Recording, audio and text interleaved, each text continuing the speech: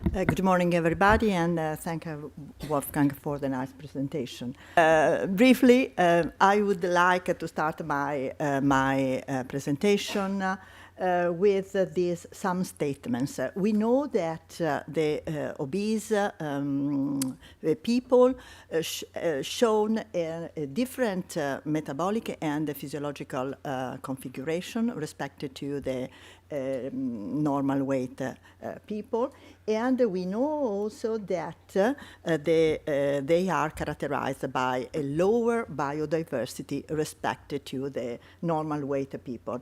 And it has been suggested that these altered, this biotic profile of the microbiota can play a role in this rupture of the symbiotic relationship between microbiota and the host, so supporting a compromised host energy balance and the host immune homeostasis. So summarizing, we know that obese people show a low biodiversity and increased in the efficiency in extracting energy from diet, and an increase in some specific microbial groups which can sustain inflammation and insulin resistance, which are related to the obesity. But still an open question is the possible role of the microbiome in the onset of the obesity. And what we have done within the My New Gut project, it has been to exploit two large cohorts of obese subjects, in particular children and women, who were recruited in previous European projects. And concerning the large prospective cohort of IDEFIX and family, they collected at a baseline more than 16,000 children. They did the first follow-up after 1 year, and for us this is time 1. And the second follow-up was done after further 4 years, and this is for us the third follow-up. In this context, in these two projects, they collected also feces, but only at time 1, during the first follow-up and at the time 2. And as you can see, they collected the feces from a limited number of subjects. When we analyzed the data set, we could see that only 97 children had fecal sample collected at both the two time points. And for us, the more interesting subjects were these 70 normal weight children, because after 4 years, 36 were obese and 34 remained normal weight. Of course, for all these children, several metadata related to anthropometric lifestyle and, of course, also inflammatory profile, as well as other health parameters, were collected and used later on for the analysis. The 16S ribosomal DNA analysis of all these subjects showed a huge variation in the major component of the gut microbiome in both the normal weight and obese children.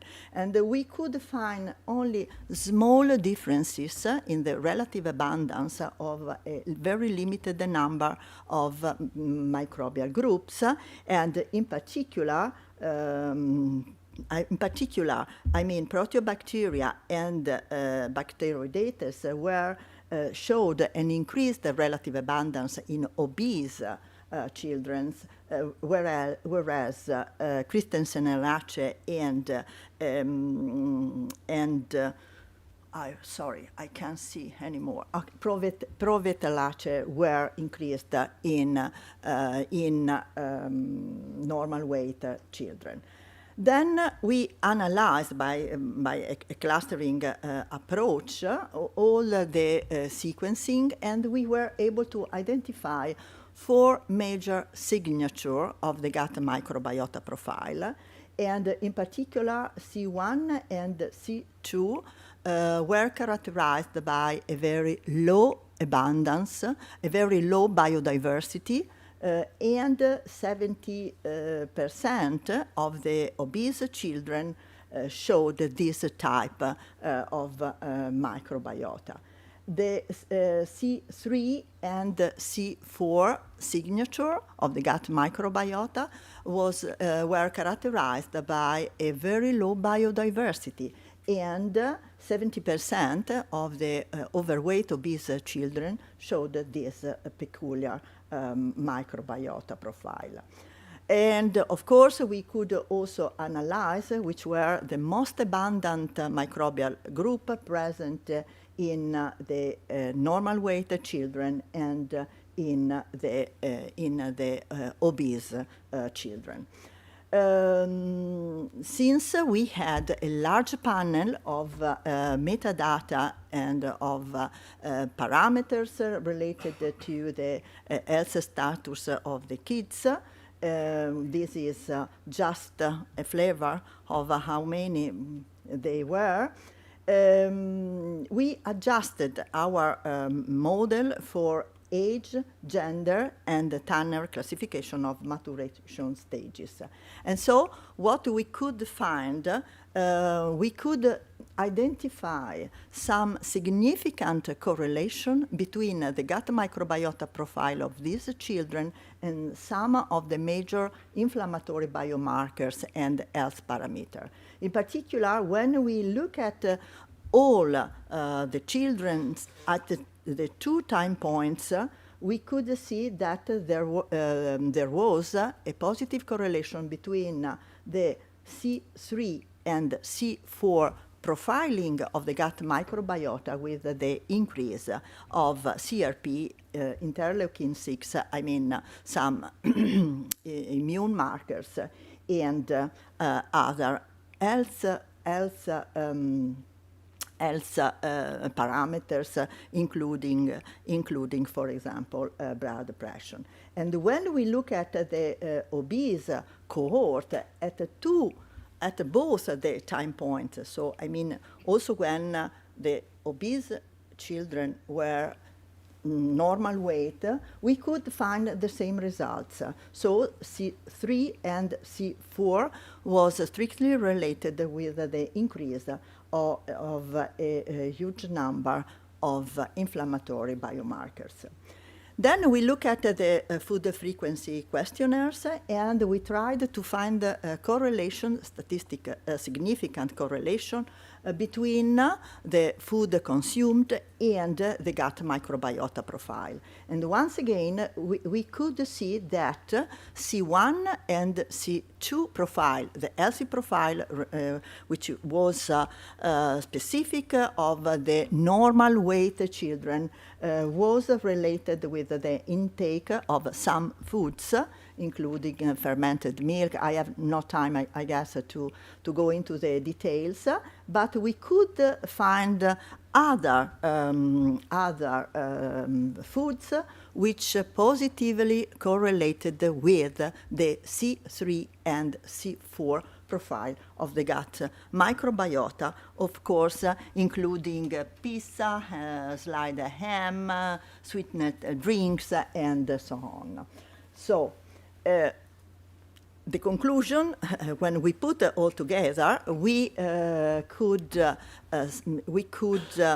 claim that the combination of C3 and C4 microbiota profile with D2 and D5 diet, which means a diet particularly enriched in fat, in carbohydrate and quite with a very low content of fibers, is connected with the obese phenotype.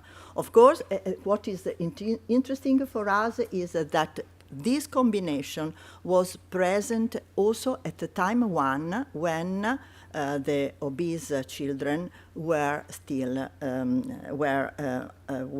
normal weight. So we can suggest, we can speculate that the combination of a microbiome and the diet produce like a combination of factors which can be in some way predictive of a potential obesity, even if we know that it can only partially explain the etiology of the obesity. Then we performed, and these are unpublished data, when we perform a shotgun sequencing, analyzing only a smaller number of children representative of the two different microbiota profile and diet. And we could see that, and we could find that there, from the metabolic point of view, the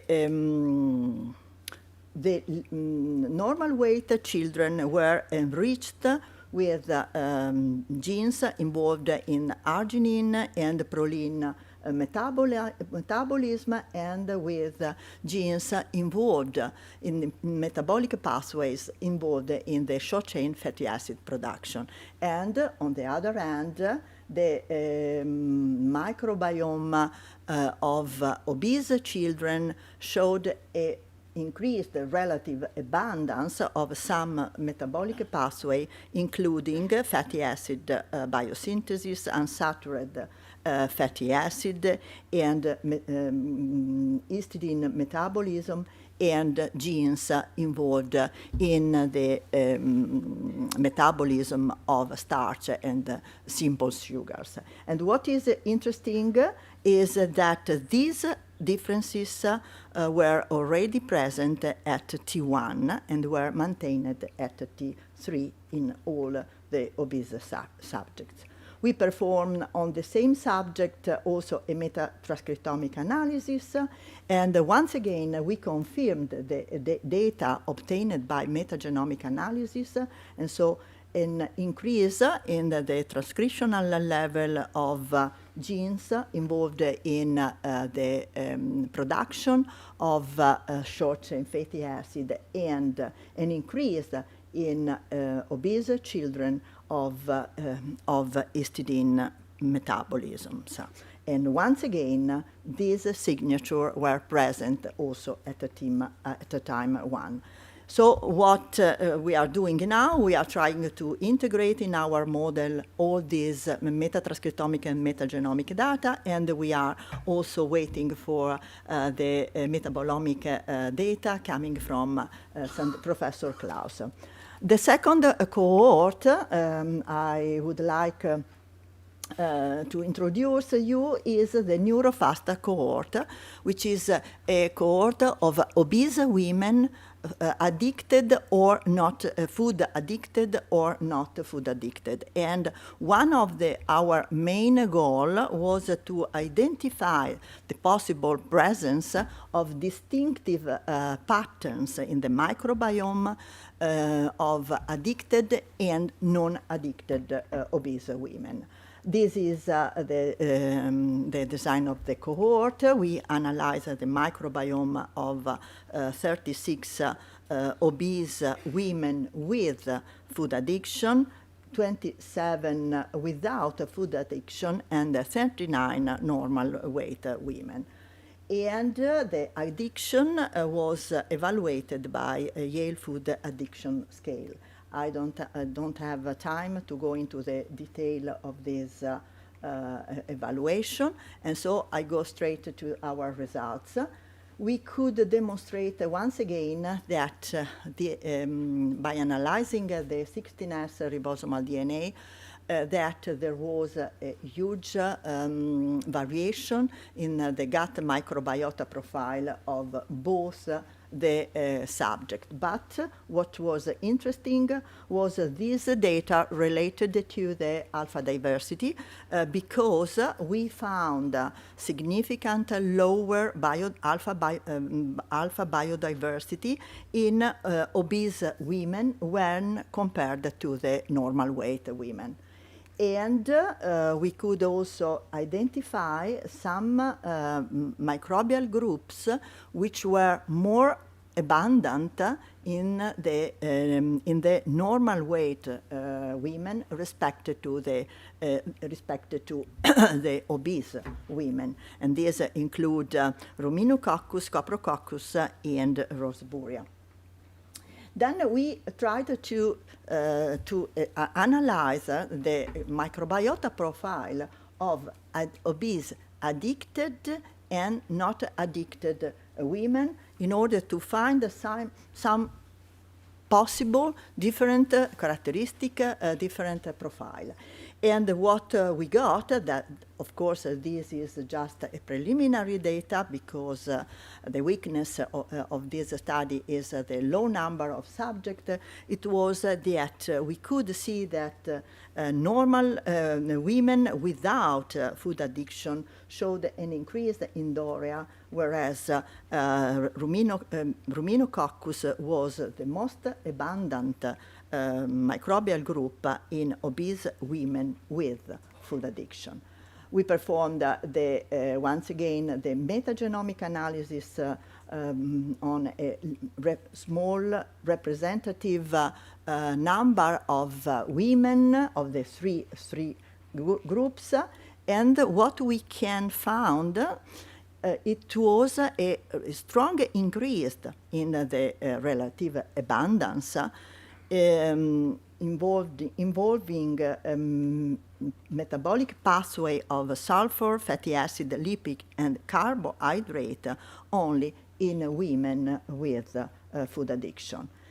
And the metatranscriptomic analysis suggested another significant difference in the transcriptional level of the tryptophan metabolic pathway, because as you can see, the obese women with food addiction showed a very low abundance of this transcriptional abundance of the genes involved in this metabolic pathway, which were increased in obese women without food addiction and was more increased in normal weight women. So, in conclusion, we can say that obesity is a quite complex mosaic of endogenous and exogenous determinants, and a microbiome can be considered only a single tile contributing to the obesity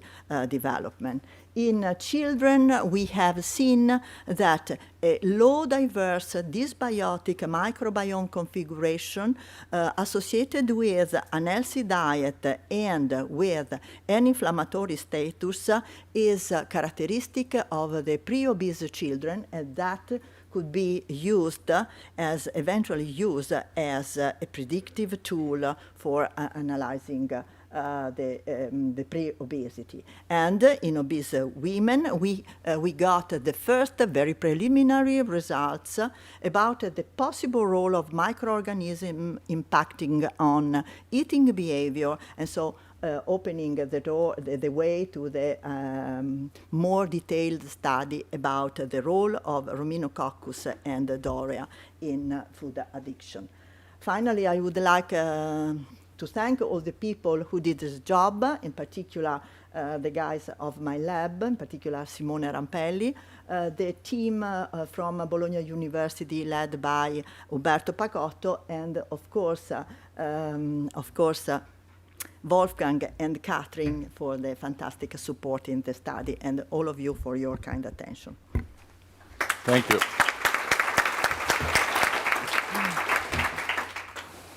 Questions?